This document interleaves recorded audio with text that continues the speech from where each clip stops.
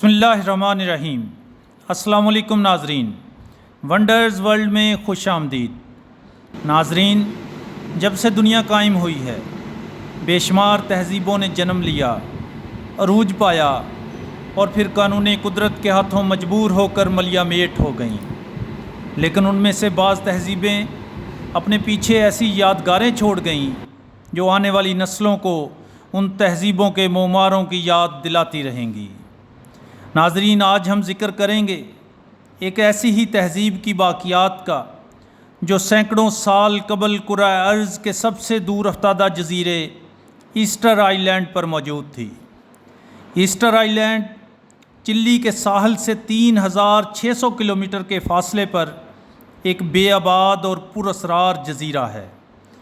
بحر الکاہل میں واقع یہ چھوٹا سا پہاڑی جزیرہ 63 مربع کلومیٹر پر مشتمل ہے۔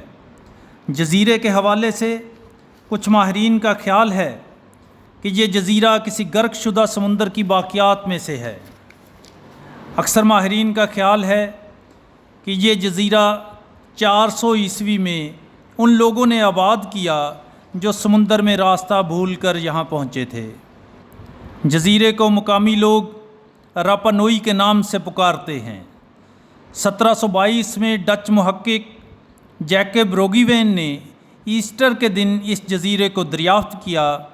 اسی مناسبت سے اس جزیرے کا نام ایسٹر آئی لینڈ پڑ گیا۔ دنیا بھر میں اس جزیرے کی وجہ شہرت گمنام مجسمہ سازوں کے ہاتھوں تراشے گئے دیو ہیکل مجسمے ہیں، جنہیں مقامی زبان میں موائی مجسمے کہا جاتا ہے۔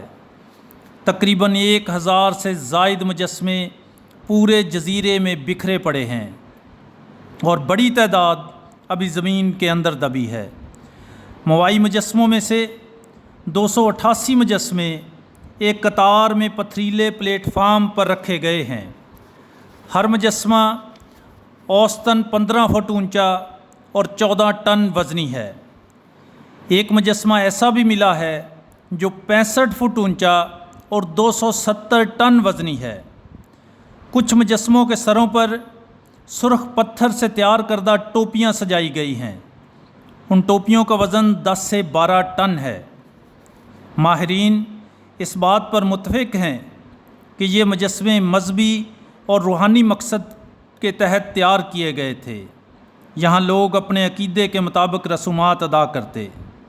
ماہرین کے خیال میں جب جزیرے کی آبادی 10,000 سے تجاوز کر گئی تو وسائل کی کمی نے قبائل کے درمیان جنگ و جدال کو جنم دیا۔